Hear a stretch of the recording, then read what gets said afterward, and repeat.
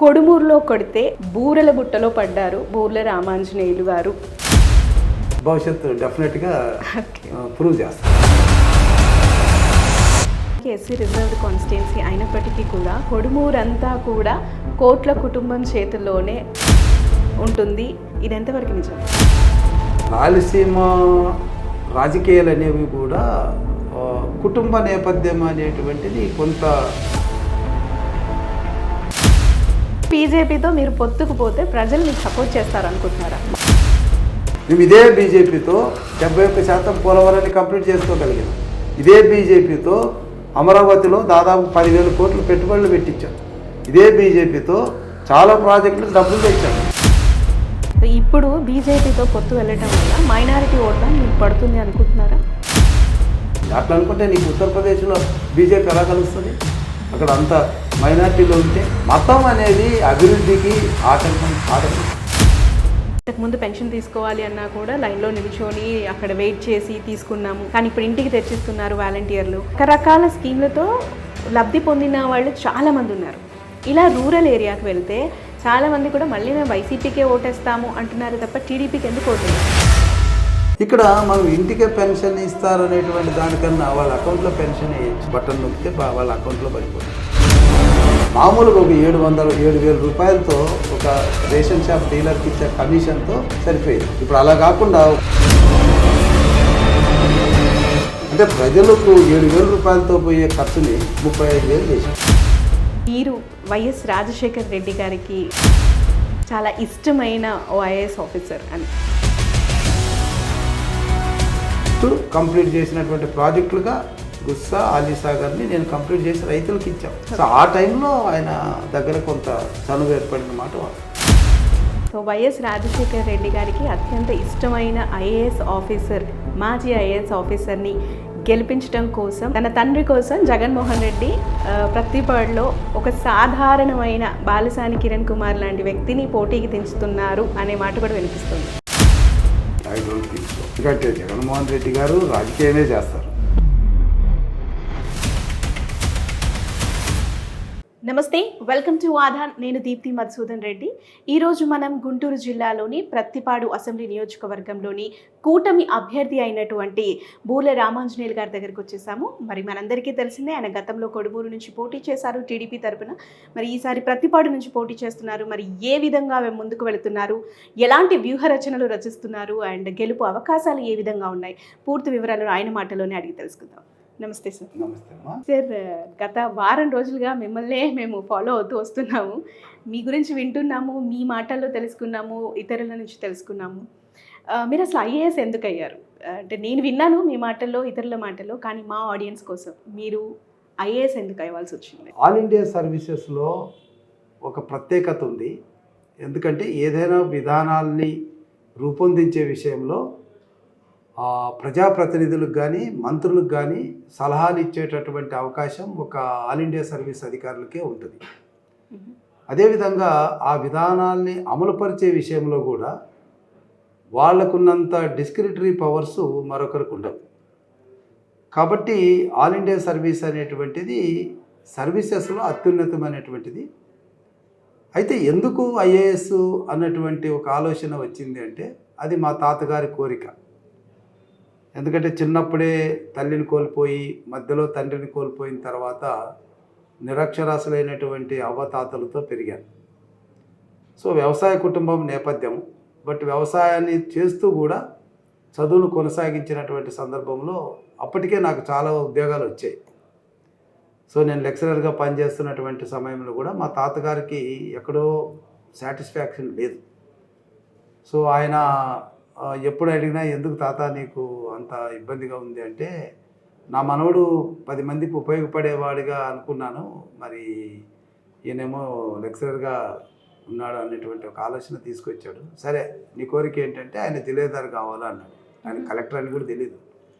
సరే జిల్లేదారు కావాలంటే అప్పటికే నాకు పెళ్ళి అయింది, 3 పిల్లలు. సో మా భార్యతో మాట్లాడి ఆమె కూడా అప్పటికే స్టాఫ్ నర్సు. సో ఉద్యోగరీత్యా ఆమెకున్న ఇబ్బందులు ఆమెకున్నాయి. బట్ వీటన్నిటినీ అధిగమించి ఆమె ఇచ్చినటువంటి సహకారంతో ఒక 1 ఇయర్ పాటు కంప్లీట్గా నా ఉద్యోగాన్ని పక్కన పెట్టి ప్రిపేర్ అయ్యి సెలెక్ట్ అవ్వడం అనేది జరిగింది. సో ప్రజాసేవ చేయాలి అనుకున్నవారు ఐఏఎస్ అయ్యారు, మరి ఎందుకు రాజకీయాల్లోకి వచ్చారు? నా 35 సంవత్సరాల పరిపాలన అనుభవంలో నేను గమనించింది ఏంటంటే కొంతమంది ముఖ్యమంత్రులు ఏదైనా విధానాల్లో పాజిటివ్గా ఉంటారు, కొంతమంది ముఖ్యమంత్రులు తటస్థంగా ఉంటారు, కొంతమంది ఇవన్నీ ఏం పట్టించుకోరు. సో మనలో ఎన్నో భావాలు ఉంటాయి, ప్రజలకు ఇవి చేయాలి అవి చేయాలి అనేటువంటి భావాలు ఒక అడ్మినిస్ట్రేటర్గా ఉంటాయి.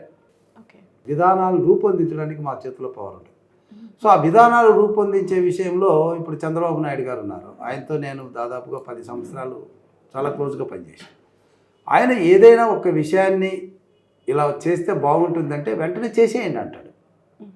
ఇప్పుడు సిమెంట్ రోడ్లు కానీ 25,000 కిలోమీటర్లు సిమెంట్ రోడ్లు వేయాలంటే అంత ఈజీ కాదు. సో ఆ రోజు ఆయన సిమెంట్ రోడ్లు వేద్దాం సార్ అన్నప్పుడు వేస్తే అక్కడ ఇక్కడ కాదు, శాచురేషన్ అన్ని చోట్ల వేయాలి అనేసి అన్నాడు. అలాగే చంద్రన్న బీమా. సో బీమా అప్పుడున్న 75,000 50,000 రూపాయల ప్లేస్లో కొద్దిగా ఎక్కువ మొత్తం ఇద్దాం సార్, కుటుంబంలో సంపాదన పరుడు చనిపోతే చాలా ఇబ్బందులు ఉంటాయి అన్నప్పుడు సరే ఇద్దాం, 5 లక్షలు ఇవ్వాలంటే ఏం చేయాలో మీరు విధానాలు రూపొందించుకొని రండి అన్నాడు. అప్పుడు అచ్చెన్నాయుడు గారు లేబర్ మినిస్టర్. ఓకే. సో మేమిద్దరు కలిసి దాదాపుగా 3 రోజుల పాటు కూర్చొని అన్ని స్కీములు స్టడీ చేసి వాటి అన్నిటికి సంబంధించి అప్పటికే building and other construction welfare బోర్డులో ఉన్న సెస్ను కూడా ఉపయోగించుకొని ఈ 5 లక్షల చంద్రన్న బీమా అనేటువంటిది తెచ్చాం. సో ఈ రకంగా రాజకీయాల్లో విధానాలు రూపొందించడానికి శాసనసభ అనేటువంటిది అత్యున్నతమైనటువంటి ఒక స్టేజ్.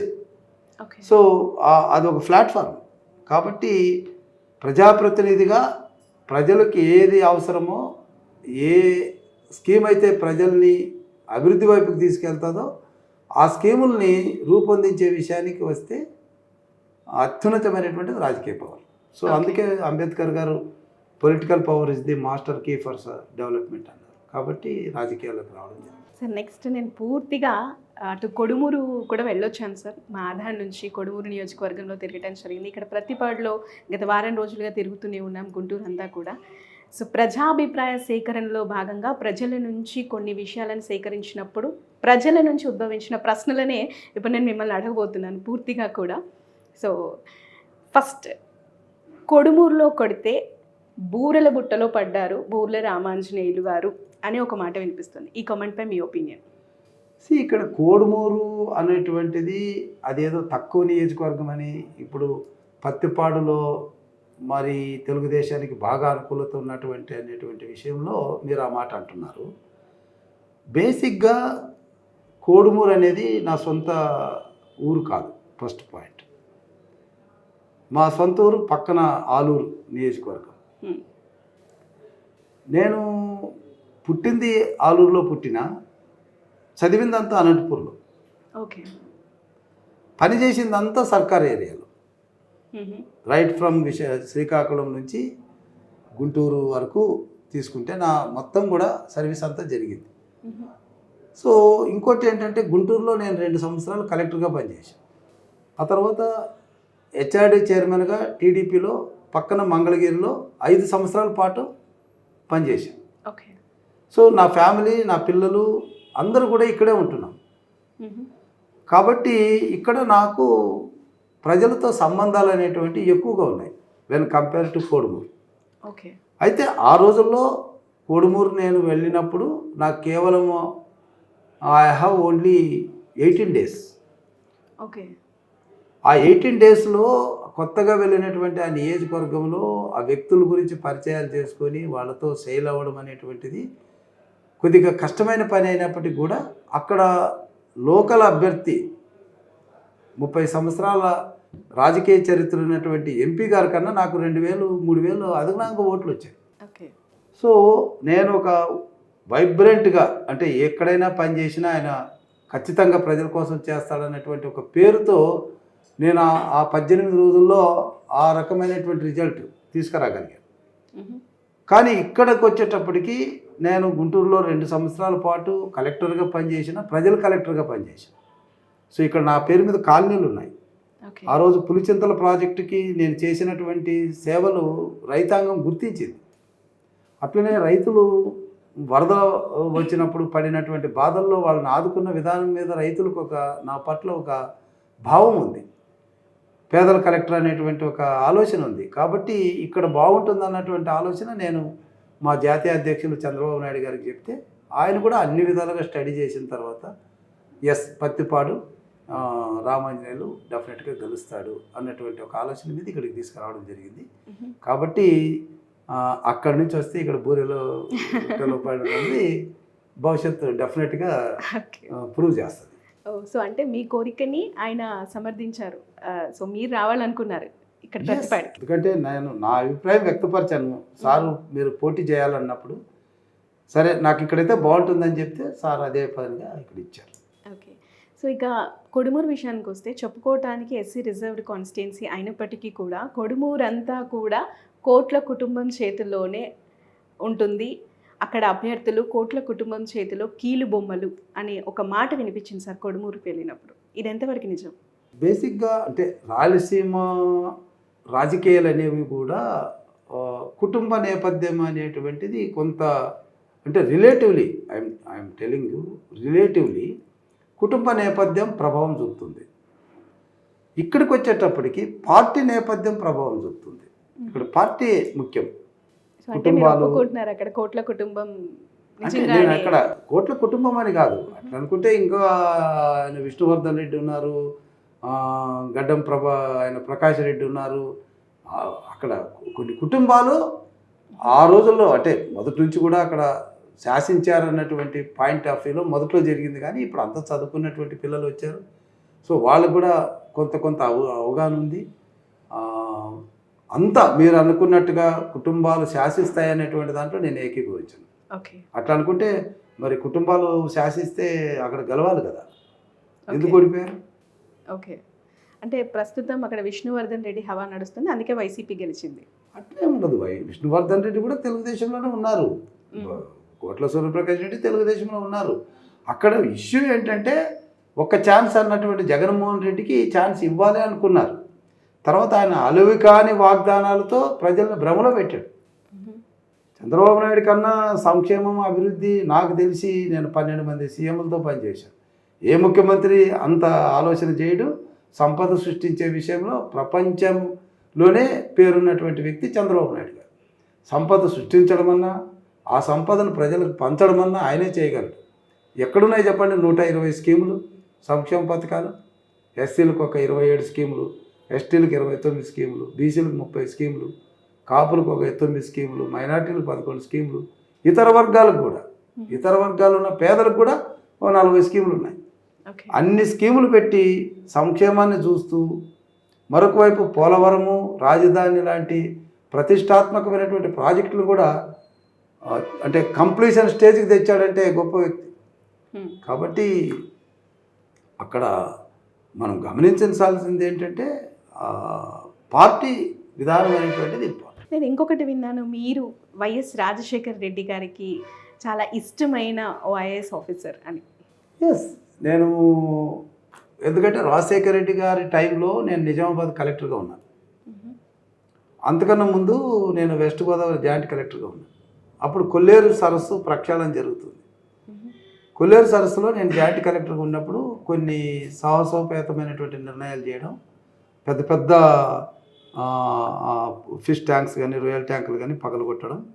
ఎందుకు చేశాను అంటే పేదల చేతిలో ఉన్నటువంటి భూములు పెద్దవాళ్ళ చేతిలోకి వెళ్ళిపోయి ఆ భూముల్లో చెరువులు వచ్చేసాయి.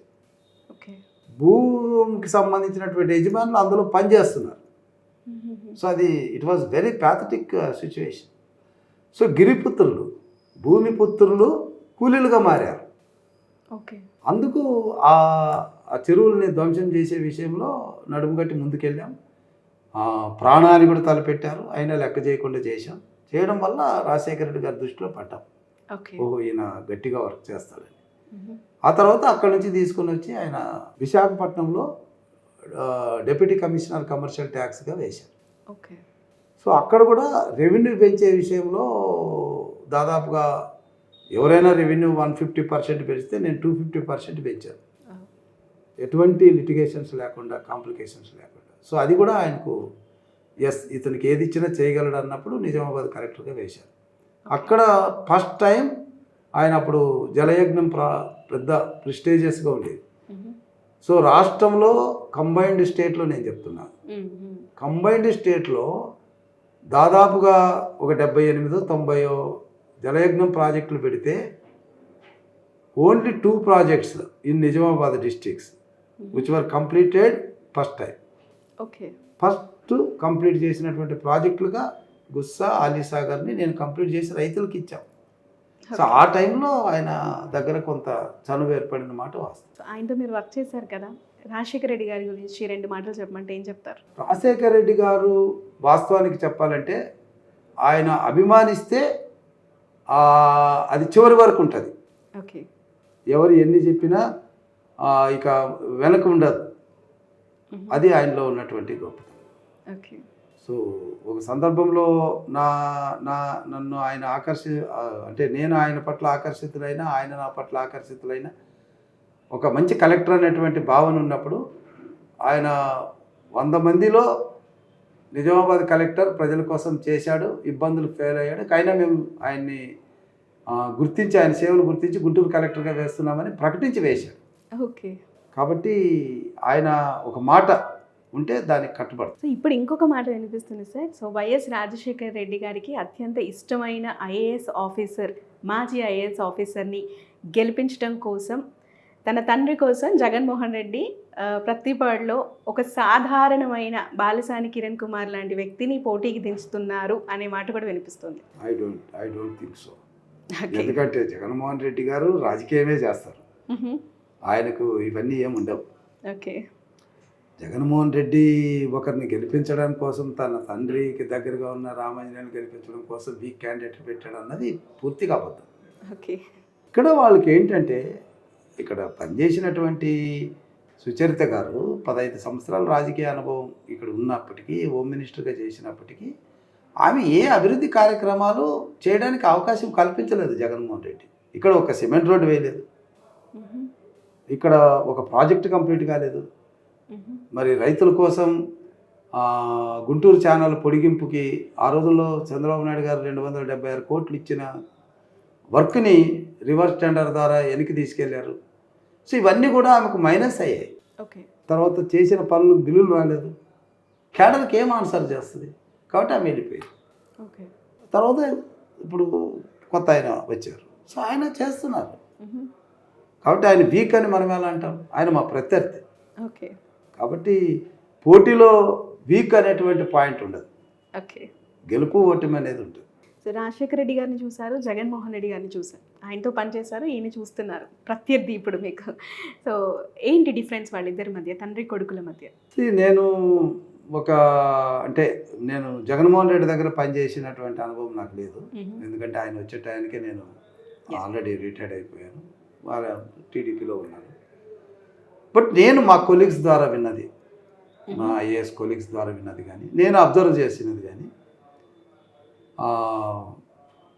రాజశేఖర రెడ్డి గారు ఈజ్ మోర్ రెసెప్టివ్. ఓకే, అంటే ఎవరైనా చెప్తే వింటాడు, విని తన డెసిషన్ తాను తీసుకోవచ్చు, అది వేరే విషయం. బట్ నేనది what I heard from my colleagues, Jaganmohan Reddy అసలు వినడు. ఓకే, అసలు అవతల వాళ్ళు ఏం చెప్తారు, అది ఏంటి అనేది కూడా ఆయన వినడు అనేది నాకు తెలిసినటువంటి విషయం. ఇక రెండవది, మనం రాజకీయంగా మాట్లాడాల్సి వస్తే నేను హెచ్ఆర్డి చైర్మన్గా ఉన్నాను. ఆయన విధానాలు అన్నిటి మీద పిహెచ్డి చేశాను, నవరత్నాలు అన్నిటి మీద పిహెచ్డి చేశాను. అసలు ఆ నవరత్నాలకు పెట్టినటువంటి బడ్జెట్, చంద్రబాబు నాయుడు గారి టైంలో పెట్టినటువంటి సంక్షేమం మీద పెట్టినటువంటి బడ్జెట్ కన్నా తక్కువ. బడ్జెట్ ఎక్కువ కానీ ఖర్చు పెట్టింది తక్కువ. సో ఆ రోజుల్లో చంద్రబాబు నాయుడు గారు సప్లాన్ నిధులు పెట్టి శాశ్వతమైనటువంటి ప్రయోజనాలు ఇచ్చాడు. ఒక ఇన్నోవా కారు ఇస్తే వాళ్ళ కుటుంబం యావత్తు కూడా ఇక ఇంకొక మారు వెనక్కి తిరుక్కోకుండా ఒక ఎస్సీ ఫ్యామిలీ బతుకుతుంది. ఆయన ఒక డ్రైవర్ని పెట్టుకోవచ్చు, ఇంకా అది ఏమన్నా మనం రెంట్కి ఇచ్చుకుంటే స్విఫ్ట్ డ్రైవర్లు 2 పోషించవచ్చు. అంటే తాను బ్రతకడమే కాకుండా మరొక 2కి ఉపాధి కలిగించే స్కీములు ఆయన తీసుకొచ్చాడు. ఓకే, భూమి కొనుగోలు పథకం. ఒక్కసారి భూమి కొనుగోలు చేస్తే శాశ్వతంగా ఒక కూలి ఎస్సీ కూలి రైతు అవుతాడు. ఆ రైతు అనేటువంటి ఒక ఫీలింగ్ ఉందే, ఆ ఫీలింగ్ అనేది చాలా గౌరవాన్ని ఇస్తుంది. కూలోని కొడుకుకి రైతు కొడుకుకి తేడా, అది అరెకరం కావచ్చు, ఎకరం కావచ్చు. సో ఇలాంటి విధానాలన్నీ చంద్రబాబు నాయుడు. ఈయన ఎంతసేపు ఆ డబ్బు ఇవ్వాలి, శాశ్వతమైనటువంటి ప్రయోజనం వైపు కాకుండా తాత్కాలికమైనటువంటి ఒక దాన్ని ఏమంటారు ప్రేరణలోకి తీసుకెళ్ళిపోతుంది. సో అది లాంగ్ టర్మ్లో పనిచేయదు. ఓకే, రోజు బిర్యానీ పెట్టండి, ఏమడుగుతారు నెక్స్ట్? విసుగు వచ్చేసింది అంట. అంతే. అలా కాకుండా వాళ్ళకి ఒక కోల్డ్ ఫార్మే పెట్టామనుకోండి, వాళ్ళకి నచ్చినప్పుడు కోడి తింటాడు, మళ్ళీ ఫారాలు పెంచుతాడు, మళ్ళీ కోళ్ళు వస్తుంటాయి, మళ్ళీ చేస్తుంటారు, అంతే తప్ప. ఇది అలా కాదు. కోడి ఇచ్చిన తర్వాత, అది తిన్న తర్వాత మళ్ళీ కోడి ఎవరు ఇవ్వాలి, మళ్ళీ ఒకరి మీద ఆధారపడాలి.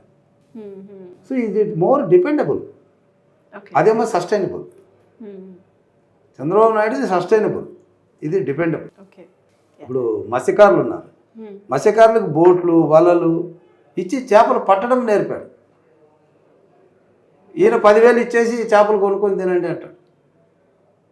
అది it is not going to sustainable effect. Okay, అంటే వాట్ ఐ అబ్జర్వ్డ్. సో అంటే ఇప్పుడు మీరు ఏదైతే చెప్పారో ఇంతకాలం కష్టపడి చేసుకున్న వాళ్ళు ఇప్పుడు కూర్చుంటే వస్తున్నాయి అని చాలామంది ప్రజలు, అంటే మేము కూర్చున్న చోటికి డబ్బులు తెచ్చిస్తున్నారు, మేము ఎక్కడైతే అంటే ఇంతకుముందు పెన్షన్ తీసుకోవాలి అన్నా కూడా లైన్లో నిలిచొని అక్కడ వెయిట్ చేసి తీసుకున్నాము, కానీ ఇప్పుడు ఇంటికి తెచ్చిస్తున్నారు వాలంటీర్లు.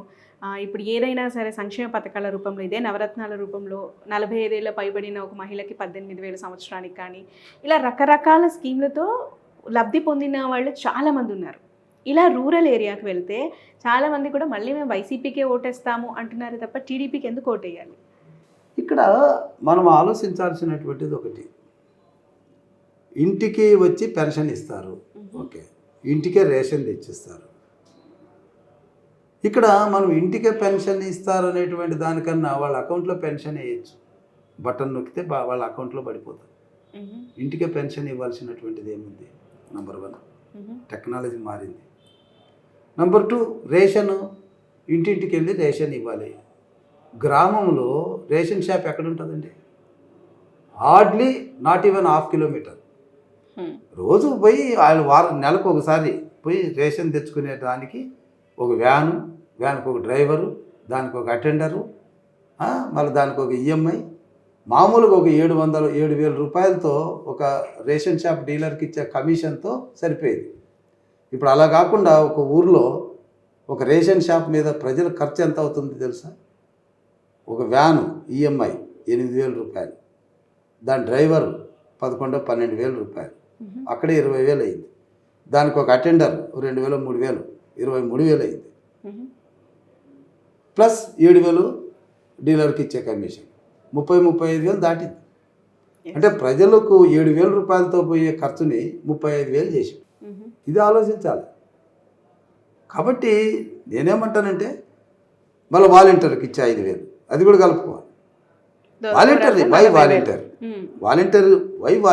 వాలంటీర్ కాకుండా ఒక పంచాయతీకి సంబంధించి ఒక 4-5 మందిని పెట్టి మల్టీపర్పస్ ఆఫీషియల్స్ కింద పెట్టేసి వాళ్ళకు ఒక 20,000 రూపాయలు జీతం ఇచ్చారనుకోండి, ఒక అగ్రికల్చర్ అలైడ్ యాక్టివిటీస్ అన్నీ అతను చూశాడు అనుకోండి, పంచాయతీ బలోపేతం అవుతుంది కదా. లైక్ కేరళ హెల్త్ ఓరియంటెడ్ అంతా ఒకరికి ఇచ్చారనుకోండి, ఎడ్యుకేషన్ ఓరియంటెడ్ అంతా ఒకరికి ఇచ్చారనుకోండి, డెవలప్మెంట్ అంతా ఒకరికి, 4 చాలు.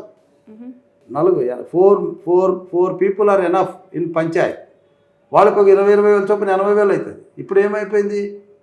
10 మంది సెక్రటరీ స్టాఫ్ ఉన్నారు, సర్వేకి ఒకటి, పోలీస్ ఆల్రెడీ ఉన్నారు, పోలీసు. పోనీ వాళ్ళు చేసే ఉద్యోగం ఏమిటి అంటే అది ఏం లేదు, వాళ్ళు చేసేది కూడా వాళ్ళకు సాటిస్ఫాక్షన్ లేదు. మళ్ళీ దానితో వాలంటీర్లు వచ్చారు. వాలంటీర్ అనేది ఇట్ ఈస్ నాట్ నెసెసరీ అట. వాలంటీర్ ఉండాలి అనుకుంటే వాళ్ళు అప్గ్రేడ్ చేసి పంచాయతీలో 4 చొప్పున ఇస్తే దానికి వాల్యూ ఉంటుంది. అంటే మీరు చెప్పిన ప్రకారం అది ఈ సిద్ధాంతాన్ని, ఈ పద్ధతి ఏదైతే ప్రస్తుతం కొనసాగుతుందో, మీరు వచ్చి ఒకవేళ మీరు గెలిస్తే దీన్ని ఉంచుతారా, తీసేస్తారా? It is all depends upon ఇది రిక్వైర్మెంట్. అప్పుడున్న పరిస్థితిని బట్టి బెస్ట్ వేలో వెళ్తాం. వీళ్ళు తీసేస్తామని మేమేం చెప్పము. ఖచ్చితంగా ప్రజలకు ఏదైతే అవసరం ఉంటుందో ప్రజలు కట్టేటటువంటి డబ్బు, ప్రజల నుంచి వసూలు చేసేటటువంటి పన్ను వ్యర్థం కాకుండా, దుబారా కాకుండా సముచితంగా ప్రజలు ఖర్చు పెట్టే విషయంలో చంద్రబాబు నాయుడు గారికి ఒక విజన్ ఉంది. ఆయన మీరు సంవత్సరానికి 25,000 కోట్లకు మించి అప్పు చేయకుండా పోలవరం 71% చేశారు. ఈరోజు జగన్మోహన్ రెడ్డి గారు దగ్గరగా ఈ 5 ఏళ్లలో 8 లక్షలు అప్పు చేసి 8 లక్షల కోట్లు అప్పు చేసి పోలవరాన్ని ఒక 2% కూడా పెంచరు. ఓకే, మరి దానికి దీనికి అసలు అంటే అదే మీరు ఏదైతే అంటున్నారో ఇది పద్ధతి కరెక్ట్ గా లేదు. ఒక 1/2 కిలోమీటర్ ఇప్పుడు రంగులు వేయడం ఏంటండి? ఇప్పుడు రంగులకు 3,000 కోట్లని కోర్టు చెప్తున్నాయి. అవసరమా? మనకు రాష్ట్రం విడిపోయిన తర్వాత ఇప్పుడు నేను అదే డౌట్ అదే సార్. ఇప్పుడు ఏదైతే మీరు ఇందాక జస్ట్ రేషన్ గురించి తీసుకున్నామో, మీరు అది వ్యర్థం అవసరం లేదు అంతగా అనే మాట మీరు అన్నారు కదా. కానీ ప్రజలకు వెళ్ళినప్పుడు మేము విన్న మాట ఏంటి అంటే, ఇంటికే తెచ్చిస్తున్నారు కదా, ఇప్పుడు బాబు గారు వస్తే ఇది పోతుందేమో అనే భయమే వాళ్ళలో ఉంది. మీరు ఇప్పుడు అనేది దేనికి నేను చెప్తాను. ఇప్పుడు ఒకప్పుడు గ్యాస్ మనం తెచ్చుకోవాలంటే సిలిండర్ అయిపోతే మనం ఆ గోడౌన్కి వెళ్ళి గోడౌన్లో రికార్డ్ చేసి మళ్ళీ వాళ్ళు ఎప్పుడు పిలుస్తారో అప్పుడు సైకిల్ మోటార్ తీసుకొని వెళ్ళి వాళ్ళు సిలిండర్ ఇస్తే వెనక సీట్లో కట్టుకొని తీసుకొని వచ్చేవాళ్ళు. ఇప్పుడు ఏమైంది? చంద్రబాబు నాయుడు గారి యొక్క టెక్నాలజీతో మనం ఫోన్లో చేస్తే బాయ్ వచ్చి తీసుకొని వచ్చేస్తున్నాడు. ఇంటికి డెలివరీ అవుతుంది. మనం పే చేసేదంతా 10 రూపాయలు ఎక్స్ట్రా పే చేస్తున్నాం. అతను వచ్చినందుకు పేదోడు కాబట్టి 10 రూపాయలు పే చేస్తున్నాం. మరి ఏది ముఖ్యమంటారు, ఏది మంచిది అంటారు చెప్పండి? ఏది మంచిది? ఇది మంచిది అంటున్నారు అందరూ. అంటే తక్కువ ఖర్చుతో ఎక్కువ ఎఫెక్ట్ ఉండాలి. ఎక్కువ ఖర్చు పెట్టేసి ఇది మంచిదంటే ఎట్లా? ఇప్పుడు దీని బదులు నేను అనేది 32,000 రూపాయలు 35,000 రూపాయలు ఒక ఊర్లో ఒక ఎఫ్ఈ షాప్ రన్ అవ్వడానికి ప్రజల మీద పడుతుంది. చంద్రబాబు నాయుడు టైంలో 7,000 రూపాయలతో అయిపోయింది. ఈ 28,000 రూపాయలు ధరలు తగ్గించండి. 2 రూపాయల కిలో బియ్యం ఎందుకు? 50 పైసలకి ఇచ్చేయండి. ఇక్కడ కనబడుతుంది కదా మనకు. ఎవరైనా నోబడీ ఈజ్ రిక్వైర్డ్ అండి పక్కనున్న షాపులోకి వెళ్ళి తెచ్చుకోవడానికి. తర్వాత ఇంకో పాయింట్, ఇప్పుడు మనకు ఆ వ్యాన్ వచ్చినప్పుడు వీళ్ళకి దగ్గర డబ్బులు ఉండాలి. వ్యాన్ వచ్చినప్పుడు వీళ్ళు ఇంట్లో ఉండాలి. ఇవన్నీ ఉన్నాయి. ఆ రోజుల్లో అట్లా కాదు. మన దగ్గర డబ్బులు ఉన్నప్పుడు వాడు 4 రోజుల పాటు షాప్ తెరిచి ఉండేవాడు, మనం పోయి తెచ్చుకునేవాడు. ఇంకోటి ఈ రోజుల్లో అంటే చాలామంది అంటున్నారు అసలు ఈ వ్యాన్లో సరుకు ఎక్కడికి పోతుందో కూడా తెలియదు. ఆ రోజుల్లో మీకు 20 కేజీలకు మించి ఏదైనా ఒక మూట గ్రామంలో కనబడిందంటే అది దొంగ బియ్యం అని పట్టుకునేవాళ్ళు. కానీ ఈరోజు వ్యాన్లలో పోతుంది, అది ఎక్కడికి పోతుందో అది మనకు తెలియదు. అందుకే రీసైక్లింగ్ కాకినాడ పోర్ట్ అనేది అపవాదం. అది అపవాదమా నిజమా అనేది జగన్మోహన్ రెడ్డి చెప్పాలి. Okay, so coming to alliance sir, బీజేపీతో పొత్తు ఎంతవరకు లాభం అంటారు? ఏదైనా చంద్రబాబు నాయుడు గారు తీసుకునే నిర్ణయం పార్టీకి ప్రజలకు ఉపయోగపడుతుంది. పార్టీకి ఒక్కటే కాదు, ప్రజలకు కూడా చూపిస్తాను సార్. ఉదయాన్నే సోషల్ మీడియాలో నాకు కనిపించిన ఫోటో మీకు చూపిస్తాను, దాన్ని చూసి మీరు చెప్పండి.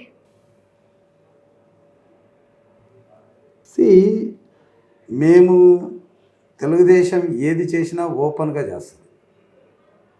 బీజేపీతో మేము పొత్తు అంటే మేము ఓపెన్గానే ఉంటుంది. మరి మీరు అన్నట్టుగా మీరు ఏ పార్టీ అయితే చెప్తున్నారో ఆ పార్టీ లాగా లోపకారకంగా ఎప్పుడు ఉండదు. మేము జనసేనతో కలవాలనుకున్నాం, జనసేనతో కలిసి. బీజేపీతో చేయలు అవ్వాలనుకున్నాం, బీజేపీతో కలిసి చేస్తాం. ప్రజలకు చెప్పే చేస్తాం. అలా కాకుండా ఒక పక్క బీజేపీ పైననే ఆంధ్ర ప్రజలు చాలా గుర్రగా ఉన్నారు. ప్రత్యేక హోదా ఇవ్వలేదు. ఇదే ప్రతిపాడులో మీకు సపోర్ట్ చేసే వాళ్ళు కూడా బీజేపీతో వెళ్ళటం కరెక్ట్ కాదు అన్నవాళ్ళు. హోదా ఇవ్వకపోవడం అనేది ముఖ్యమంత్రి గారి యొక్క శక్తి సామర్థ్యాల మీద ఆధారపడి ఉంటుంది. ఆ రోజుల్లో హోదా లేట్ అయినా స్పెషల్ ప్యాకేజీల రూపంలో దాదాపుగా డబ్బులు తెచ్చుకున్నాం. అంటే హోదా వలన ఎంతైతే లాభం అనుకుంటున్నామో అంతకన్నా ఎక్కువ అమౌంట్ మేము తెచ్చుకున్నాం.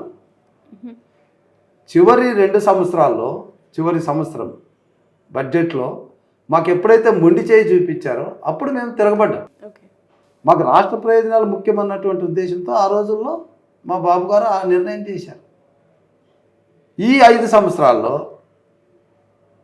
మేము ఆ రోజుల్లో బీజేపీతో పొత్తుండి ఎలక్షన్లు చేసి బీజేపీతో బీజేపీ వాళ్ళు కూడా మా మంత్రివర్గంలో ఉండి కూడా మేము కూడా అక్కడ బీజేపీతో ఉండి మేము తెగదెంపులు చేసుకొని ప్రజా పోరాటంలోకి వెళ్ళిపోయాం. మరి ఇప్పుడు వైసీపీ ప్రభుత్వం బీజేపీతో పొత్తుందా? ఇండైరెక్ట్ గా బీజేపీ ఇండైరెక్ట్ అదే తెర వెనక మాకు తెలీదు. తెర వెనక రాజకీయాలు చేయడం చంద్రబాబు నాయుడుకి చేత కాదు. మరి చంద్రబాబు ఇప్పుడు నిజంగా బీజేపీతో పోరాటం 20 ఎంపీలు ఇస్తే వాళ్ళు మెడల నుంచి తెస్తామన్నారు. ఎక్కడ తెచ్చారు? 20 కాదు కదా, 30 దాకా ఉన్నాయి ఎంపీలు, రాజ్యసభ అన్నీ కలుపుకుంటే. మరి ఎక్కడ ఇది చేశారు? పోనీ రాజీనామా చేశారా? ఆ రోజు రాజీనామా చేస్తే వస్తుంది ప్రత్యేక హోదా, ఎక్కడైనా చేశారా? పోనీ ప్రత్యేక హోదా పక్కన పెట్టండి, ప్రత్యేక ప్యాకేజీలు ఏమైనా తెచ్చారా? రైల్వే జోన్ లేదు, పోలవరం లేదు, రాజధాని లేదు, పోర్టు లేదు. మరి ఇన్ని ఇవ్వని బీజేపీతో మీరు పొత్తుకు పోతే ప్రజలు మీకు సపోర్ట్ చేస్తారు అనుకుంటున్నారా? మేము ఎలా ఇప్పుడు ఇట్ ఈస్ ఫెడరల్ వ్యవస్థ అమ్మా. ఇది ఫెడరల్ వ్యవస్థ. కేంద్రము రాష్ట్రాలు ఏ రకంగా పనిచేస్తాయన్నది ఇక్కడున్న ముఖ్యమంత్రిని బట్టి, అక్కడ ఉన్నటువంటి ప్రధానమంత్రిని బట్టి, వాళ్ళిద్దరి మధ్య ఉన్నటువంటి రిలేషన్ బట్టి, వాళ్ళ మధ్య ఉన్నటువంటి శక్తి సామర్థ్యాలు బట్టి ఉంటాయి. మేము ఇదే బీజేపీతో 71% పోలవరాన్ని కంప్లీట్ చేసుకోగలిగినాం. ఇదే బీజేపీతో అమరావతిలో దాదాపు 10,000 కోట్లు పెట్టుబడులు పెట్టించాం. ఇదే బీజేపీతో చాలా ప్రాజెక్టులకు డబ్బులు తెచ్చాం. కాబట్టి మేము ఏ ప్రభుత్వంతో ఎలా పని చేయించుకోవాలో చంద్రబాబు నాయుడుకి తెలుసు. ఓకే, సో అంటే బీజేపీతో వెళ్తే గెలుస్తాము అనే సెంటిమెంట్ అంటారా ఇది? మేము గెలుపు అనేది ఆల్రెడీ అయిపోయింది. ఓకే, ఓన్లీ ఇప్పుడు అఫీషియల్గా డిక్లేర్ కావడానికి ఎలక్షన్లు అంతే. ఓకే, అంతే. గెలుపు అనేది ఎప్పుడో అయిపోయింది. ఎప్పుడు ప్రజావేదిక ఎప్పుడైతే జగన్మోహన్ రెడ్డి కూల్చేశాడు, ఎప్పుడైతే ఎస్సీలకు సంబంధించిన 27 పథకాలు రద్దు చేశాడు, ఎప్పుడైతే ఎస్టీలకు సంబంధించినవి పేదలకు ఉన్నటువంటి ఎస్టీలు గ్రామాలకు దూరంగా, ప్రజా జీవితానికి దూరంగా కొండల్లో గుట్టల్లో ఉన్నటువంటి ఎస్టీలు పథకాలు కూడా 29 పథకాలు రద్దయిపోయాయి. బీసీలు, ఈ వ్యవస్థకు వెన్నెముక లాంటి బీసీలకు 30 పథకాలు రద్దయిపోయాయి. మరి కాపులకు రద్దయినాయి. ముస్లిమ్స్ ఏముంది, వాళ్ళకి ఆస్తులు ఉండవు, రెక్కల కష్టం మీద చిన్న చిన్న వ్యాపారాలు చేసుకొని బతుకుతారు. అలాంటి వాళ్ళు కూడా 11 స్కీములు పోయినాయి. ఈ స్కీములు ఎప్పుడైతే రద్దయినాయో, నవరత్నాలు అనేటువంటి దాంట్లో బటన్ నొక్కుల్లో మోసాలు ఉన్నాయి. అవి 45,000 మంది అమ్మఒడి అంటే ఆడు పడేది 30,000 30 లక్షలకో, 45 లక్షలకి బటన్ నొక్కితే పడేది 35 లక్షలకో 40 లక్షలకో అనుకున్నప్పుడు డెఫినెట్గా ఒక సంవత్సరంలో 5 లక్షల మందికి పడదు, ఇంకో సంవత్సరంలో 2 లక్షలకు పడదు అన్నప్పుడు దాని ఇంపాక్ట్ వేరుగా ఉంటుంది. సో ఆ రోజే డిసైడెడ్ వైసీపీకి ఎటువంటి పరిస్థితుల్లో పరిపాలన చేత కాదన్నది ఆ రోజే డిసిషన్. సో ఇప్పుడు బీజేపీతో పొత్తు వెళ్ళటం వల్ల మైనారిటీ ఓట్ బ్యాంక్ మీకు పడుతుంది అనుకుంటున్నారా? డెఫినెట్గా ఇక్కడ మైనారిటీకి బీజేపీకి అగెనిస్ట్ అనేటువంటిది ఇదంతా కూడా అపోహకు సంబంధించింది. అట్లా అనుకుంటే నీకు ఉత్తరప్రదేశ్లో బీజేపీ ఎలా కలుస్తుంది? అక్కడ అంతా మైనారిటీలో ఉంటే ఇక్కడ మతం అనేది అభివృద్ధికి ఆటంకం కాదమ్మా. ఫస్ట్ ఆఫ్ ఆల్ మీరు గమనించాల్సింది, చాలా మందిలో క్రిస్టియన్స్ బీజేపీకి అగెనిస్ట్. ఎవరు చెప్పారు క్రిస్టియన్స్ బీజేపీకి అగెనిస్ట్? క్రిస్టియన్స్ అయినా ముస్లిమ్స్ అయినా ఇంకొకరైనా అభివృద్ధికి దోహదం అవుతారు, అభివృద్ధిని ఆకర్షితులు అవుతారు, అభివృద్ధిని ఇన్వైట్ చేస్తారు. అభివృద్ధి నిరోధకాన్ని మనకు వ్యతిరేకంగా మన భవిష్యత్తుకు ఆటంకం కలుగుతుందన్న దాన్ని వాళ్ళ సొంత మనుషులైనా దూరం పెడతారు. ఓకే, అది నాడి. సో మనం ప్రతిపాడుకు వచ్చేద్దాం సార్. మీరు ప్రతిపాడులో తిరుగుతూ ఉన్నారు కదా, సో ప్రధానంగా మీరు గెలుస్తారు అని అనిపించిన సందర్భాలు ఏవైనా ఉన్నాయా ఇక్కడ తిరుగుతున్న క్రమంలో? నేను గెలుస్తాను ఖచ్చితంగా ఎస్ అని. ఎస్, ఇప్పుడు ఎక్కడికి వెళ్ళినా ఎస్సీ కాలనీలో మేము ఎక్కడికి వెళ్ళినా వాళ్ళు అదే చెప్తున్నారు. మా స్కీములు మేము అంబేద్కర్ గారు ఇచ్చినవి 75 సంవత్సరాలు కాపాడుకొచ్చినటువంటి స్కీముల్ని జగన్మోహన్ రెడ్డి ఎందుకు రద్దు చేశాడు? మాకున్న ప్రత్యేక చట్టాలని ఎందుకు రద్దు చేశాడు? మా మీదే మా కేసులు పెడుతున్నారు. సుధాకర్ కేసులు చెప్తున్నారు, సుబ్రహ్మణ్యం కేసులు చెప్తున్నారు. సో ప్రజలకు తెలిసిపోయింది. ఇప్పుడు ఏదైనా పేదలు అనేటువంటి వాళ్ళు ఒకవేళ ఒక స్కీమ్ ఇవ్వలేకపోయినా వాళ్ళు ఫీల్ అవ్వరు, ఎందుకంటే కష్టాన్ని నమ్ముకొని ఉంటారు. కానీ వాళ్ళ ఆత్మగౌరవాన్ని దెబ్బతీస్తే మాత్రం సైలెంట్ వారు ఉంటుంది. ఓకే. సో అన్ని వర్గాల్లో అంటే పేదల వర్గాల్లో ఎస్సీ బీసీ మైనార్టీ ఈవెన్ ఎస్టీస్లో వీళ్ళందరిలో కూడా సైలెంట్గా ఒక విప్లవం అనేటువంటిది ఉంది, ఉప్పేళగా ఉంది. అది ఎప్పుడు వస్తుందంటే రేపు ఎన్నిక రోజు తెలుస్తుంది. ఓకే. సో మీరు ప్రతిపాడులో తిరుగుతున్నప్పుడు మీరు గెలిచిన తర్వాత మొదటగా క్లియర్ చేయాల్సిన సమస్య ఇది అనిపించింది ఏదైనా ఉందా? డెఫినెట్గా ఉంది. ఎందుకంటే అనాదిగా కూడా అక్కడ రైతులు కోరుతున్నది ఏంటంటే అసలు పత్తిపాడు అంటేనే బేసిక్గా రైతాంగానికి సంబంధించినటువంటి వ్యవస్థ. సో ఆ వ్యవస్థలో వాళ్ళు అడుగుతున్నది గుంటూరు ఛానల్ పొడిగించాలి. సో రెండవది బుడంపాడు వాగు వల్ల ముంపు గురి అవుతున్నాయి. సో ఆ ముంపుని నివారించాలి. మూడవది ఇక్కడ గుంటూరు రూరల్కి వచ్చేటప్పటికి దాదాపుగా 18 గ్రామాలు ఆ రోజుల్లో మర్చేశారు మహానగరంలో. సో ఆ రోజు కాంగ్రెస్ ప్రభుత్వం ఏం చెప్పిందంటే మీకు మౌలికమైనటువంటి మంచి వసతులు ఇస్తాము, త్రాగునీరు కానీ రోడ్లు కానీ లైటింగ్ కానీ ఇవన్నీ కూడా మౌలిక వసతులన్నీ చేస్తామన్నారు. సమవ్ చేయలేకపోయారు. తెలుగుదేశం ప్రభుత్వంలో అన్ని గ్రామాల్లో సిమెంట్ రోడ్లు, లైట్లు, ఎల్ఈడి లైట్లు అన్నీ చేశాం. కానీ ఇవి మున్సిపాలిటీలో కలవడం వల్ల ఆ రోజు ఉన్నటువంటి నరేగా పథకం దీనికి అమలు కాలేదు. నేనే అప్పుడు పంచాయతీరాజ్ రూరల్ డెవలప్మెంట్ కమిషనర్ ఉన్నాను. సో ఆ రోజు చేయలేకపోయాం. కాబట్టి ఈరోజు వాటికి ప్రత్యేకంగా ఒక ప్రణాళిక తయారు చేసుకొని అర్బన్కి సంబంధించి అర్బన్ డెవలప్మెంట్లో వాటిని పూర్తి చేయాల్సినటువంటి బాధ్యతలు మా మీద ఉంది. ఇంకొకటి వీళ్ళు కోరుతున్నది కూడా ఏంటంటే పత్తిపాడు హెడ్ క్వార్టర్స్లో సెంట్రల్ డివైడర్ పెట్టాలి. తర్వాత ఓల్డ్ మెడ్రాస్ రోడ్ని 4 లైన్లు చేయాలనేది ఉంది. ఈ 4 ప్రధానంగా కనబడుతున్నాయి. తర్వాత యువత ఉద్యోగ అవకాశాలకు సంబంధించి మాకు ఎంపీ గారు కూడా లక్కీగా ఎన్ఆర్ఐ బాగా అక్కడ మంచి అంటే స్వశక్తితో వేలాది మందికి మెడిసిన్ కోర్సులు ఇచ్చినటువంటి ఒక డాక్టర్ మాకు వచ్చారు. కాబట్టి ఆయన యొక్క సహకారం తీసుకొని ఈ యువతకు ముఖ్యంగా బలహీన వర్గాలకు సంబంధించి ఎస్సీ ఎస్టీ బీసీ మైనార్టీకి సంబంధించి అదేవిధంగా ఇతర వర్గాల్లో ఉన్నటువంటి పేదలకు సంబంధించి ఎవరైతే సొంతంగా ఫారిన్కి వెళ్ళలేకపోతారో, ఎవరైతే సొంతంగా ఉద్యోగాలు తెచ్చుకోలేకపోతారో అటువంటి వాళ్ళకి ఒక సముచితమైనటువంటి శిక్షణలు ఇచ్చి వాళ్ళందరినీ కూడా ప్రయోజకులు చేయాలన్నది మాకున్న ఆలోచన. ఈ 5 అంశాలే మాకు పంచసూత్రాలు. ఓకే. నేను ఇంకొకటి సార్, ఇక్కడ గుంటూరులో తిరుగుతున్నప్పుడు ప్రధానంగా గమనించిన ఒక అంశం, మీరు ఇక్కడ గుంటూరులో చేసినప్పుడు అధికారులంతా మిమ్మల్ని చూసి భయపడిపోయేవాళ్ళంట. ఇప్పటికీ మీరు వస్తున్నారంటే ఓ భయం స్టార్ట్ అయిపోయింది సార్. ఏం చేశారు అప్పుడు అసలు? అప్పుడు అంటే ఒకటి మనకు సమస్య అనేది పరిష్కారం ఉంటుంది. ఏ సమస్యకైనా పరిష్కారం ఉంటుంది. పరిష్కారం కాని సమస్య అనేది ఉండదు. కాబట్టి నేను ఏం చేసేవాడిని అంటే పొద్దున 7 గంటలకే స్టార్ట్ అయ్యేది మాది కలెక్టరేట్. మా క్యాంప్ ఆఫీస్ కూడా ఎప్పుడు గేట్లు ఓపెన్లో ఉండేవి. ఓకే. సో జనాలు వచ్చేవాళ్ళు, అక్కడే ఫోన్ చేసి చెప్పేవాడిని, లేదంటే ఆఫీసర్ని పిలిపించి ఆర్డర్ టైప్ చేసేసి ఇచ్చేవాడిని. చేయలేమంటే చెప్పేసేవాడిని, ఇది కాదు మీరు దీని గురించి ఆలోచించొద్దని. సో ఆ రకమైన నిర్ణయాలు చేసినప్పుడు ఆఫీసర్లు కొంత ఒత్తిడికి గురయ్యేవాళ్ళు, కానీ చేశామన్నటువంటి తృప్తి ఉండేది. ఓకే. సాయంకాలానికి మీకు ఒక రిటైర్మెంట్ పెన్షన్ పేపర్స్ ఇచ్చి పంపించేవాళ్ళు. 2 రోజుల్లో కాంపెన్సేటరీ అపాయింట్మెంట్ ఇచ్చి పంపించేవాళ్ళు. ఇప్పుడు ఎక్కడ ఉంది అట్లా లేదు, ఎప్పుడు వస్తుందో కూడా తెలియదు. అలా అంటే చేయగలిగిన పని ఆ రోజే చేయాలని. ఒక చిన్న ఎగ్జాంపుల్ చెప్తాను మీకు. ఒక 8 ఇయర్స్ అమ్మాయి వాళ్ళ తల్లితో పాటు స్పిన్నింగ్ మిల్కి వెళ్ళింది. ఓకే. వాళ్ళ తల్లి పని చేస్తుంటే ఈ అమ్మాయికి తెలియకుండా దాంట్లో మిషన్లో పెడితే చెయ్యి కట్ అయ్యింది. ఓకే. కంప్లీట్ బ్లడెడ్ హ్యాండ్తో వచ్చారు అమ్మ నాన్న ఏడుచుకుంటా. వస్తే ఆయన అక్కడ మిల్ యజమాని ఒక 50,000 ఇస్తాము అట్లా ఎట్లేదో మాట్లాడతాం. సో అప్పుడు నా దగ్గరికి వస్తే నాకు I don't have any specific law to deal that case. అది లేబర్ డిపార్ట్మెంట్కి వెళ్తుంది, లేబర్ వాళ్ళు చూస్తారు. కానీ నేను అక్కడ కలెక్టర్ మ్యాజిస్ట్రేట్గా ఆ యాజమాన్యాన్ని పిలిపించి ఈమెకు మనం కాంపెన్సేట్ చేయాలి, ఆమె చదివేంత వరకు మీరు సాయం చేయాలంటే. సో ఆ రకంగా వాళ్ళకి ఒక 5 లక్షల రూపాయలు డబ్బు ఇచ్చి 50,000తో కాకుండా 5 లక్షలు డబ్బు ఇప్పించి ఆ అమ్మాయిని మొత్తం చదివించే బాధ్యత ఆ యాజమాన్యం తీసుకునింది. ఇప్పుడు ఆ అమ్మాయి ఐ థింక్ ఆఫీసర్ ఏదో అయ్యింది అమ్మాయి. సో అలా ఉంటాయి. ఓకే. అక్కడికక్కడే చేయడం అనేటువంటిది ఉంటుంది. ఓకే. నిజంగా చాలా మంది అంటే ప్రజల్లోకి వెళ్ళి విన్నప్పుడు మీ గురించి చాలా విషయాలు చెప్పారు సార్. ట్రూలీ ఇన్స్పిరేషనల్ స్టోరీ మీ అందరిది. మీది పర్టికులర్‌గా నేను చాలా ఇంప్రెస్ అయిపోయాను.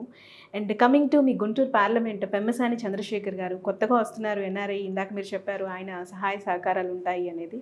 ఏంటి ఆయన గురించి కొంత చెప్తారా? ఇప్పుడు ఆయన బేసిక్గా ఒక సాధారణమైనటువంటి కుటుంబంలో పుట్టారు. ఆ రోజుల్లో మెడిసిన్ ఓపెన్ కాంపిటీషన్లో 25వ ర్యాంక్ రావడం అనేది గొప్ప విషయం. ఈ రోజుల్లో 2 సంవత్సరాలు 3 సంవత్సరాలు స్పెషల్ కోచింగ్ తీసుకున్న రాదా ర్యాంకు. మరి ఆ రోజు గవర్నమెంట్ స్కూల్లో చదివి 25వ ర్యాంక్ వచ్చి ఉస్మానియా యూనివర్సిటీలో చదివాడంటే గొప్ప విషయం. సరే, ఆయన అంతటి తాకుండా అమెరికాకి వెళ్ళి అక్కడ తన జ్ఞానాన్ని అంతా పుస్తకాల రూపంలో పెట్టి తాను డాక్టర్ కావడమే కాదు, తనతో పాటు వేలాది మంది డాక్టర్లు కావాలి, అమెరికాలో స్థిరపడాలని ఆయన ఒక యాప్ను తయారు చేసి మన దగ్గర ఎంబీబీఎస్ చేస్తే అక్కడ పోయి ప్రాక్టీస్ చేయడానికి లేదు. మళ్ళీ అక్కడ ఒక టెస్ట్, క్వాలిఫైయింగ్ టెస్ట్ రాయాలి. ఆ క్వాలిఫైయింగ్ టెస్ట్కి కావాల్సినటువంటి మెటీరియల్, కరికులం అంతా ఆయన తయారు చేసేసి అక్కడ ఆ దేశంలోనే ఆయన గుర్తించబడ్డాడు. అమెరికాలో గుర్తించబడ్డాడు. అమెరికాలోనే కాదు, చుట్టుపక్కల అగ్ర దేశాల్లో కూడా మెడిసిన్కి సంబంధించినటువంటి దాంట్లో ఈజ్ వన్ అమాంగ్ 10 స్టాల్వర్డ్స్లో. అంత గొప్పవి. సో అంత సుశక్తి మీద వచ్చాడు కాబట్టి ఆయన ఆ సుశక్తిని నమ్ముకొని తనకు ఏ ప్లేస్ అయితే జన్మనిచ్చిందో, ఏ వ్యవస్థ అయితే తనని ఇంత తీసుకొచ్చిందో ఆ వ్యవస్థకి తిరిగి ఏదో ఒకటి పే బ్యాక్ టు సొసైటీ అన్నటువంటి ఒక సిద్ధాంతం మీద వచ్చాడు. కాబట్టి తప్పకుండా ఆయనలో ప్రజలకు మేలు చేయాలని ఉంటుంది తప్ప ప్రజల నుంచి ఏదో తీసుకోవాలని మాత్రం ఉండదు. ఆయన తీసుకోవాలనుకుంటే అక్కడ ఉంది. ఆయన ఎవరితో తీసుకోవాల్సిన అవసరం లేదు. ఆయన జ్ఞానం, ఆయనకున్న పేటెంట్ అది ఆటోమేటిక్గా జనరేట్ చేస్తుంది. కానీ ఆయనకేంటంటే తనకున్న 10 రూపాయలని 10 మందికి పంచాలంటే డబ్బులు పంచడం కాదు, వ్యవస్థలో వాళ్ళని మళ్ళీ ఒక స్టేజ్కి తీసుకురావాలనేటువంటి ఆలోచనతో ఆయన. మీరేం ఎక్స్పెక్ట్ చేస్తున్నారు ఆయన నుంచి? అంటే మీ ప్రతిపాడులో కూడా యూత్ చాలామంది ఉన్నారు, ఉద్యోగాలు లేవనే విషయం చెప్తున్నారు. సో మీరు ఏమైనా నేను ఏంటంటే I'm searching for every opportunity. ఎవరు ఏ రకంగా నియోజకవర్గానికి ఉపయోగపడినా నేను వాళ్ళని డెఫినెట్గా ఉపయోగించుకుంటాను. మీకు ఎగ్జాంపుల్, నేను పంచాయతీరాజ్ రూరల్ డెవలప్మెంట్ కమిషనర్గా ఉన్నప్పుడు ఎన్ఆర్ఐలు నా దగ్గరకు వచ్చేవాళ్ళు. సార్ మా ఊర్లో పలానా అది చేయాలి, స్కూల్లో నేను డిజిటల్ క్లాస్ రూమ్ ఇస్తాను అని అంటే ఆ రోజుల్లో వాళ్ళు 20% ఆఫ్ ద కాస్ట్ శ్మశానాలు ఉన్నాయి. వాటిని ఎవరు పట్టించుకోరు వాస్తవానికి చెప్పాలంటే. కానీ ఆ శ్మశానాలని ఈరోజు గార్డెన్స్గా మార్చాం. వాళ్ళు 20% కాస్ట్ ఇస్తే మేము 80% మ్యాచ్ చేసి. కాబట్టి ఇప్పుడు నాకున్న లక్ ఏంటంటే పత్తిపాడు నియోజకవర్గంలో దాదాపు 2000 నుంచి 3000 మంది ఎన్ఆర్ఐలు ఉన్నారు.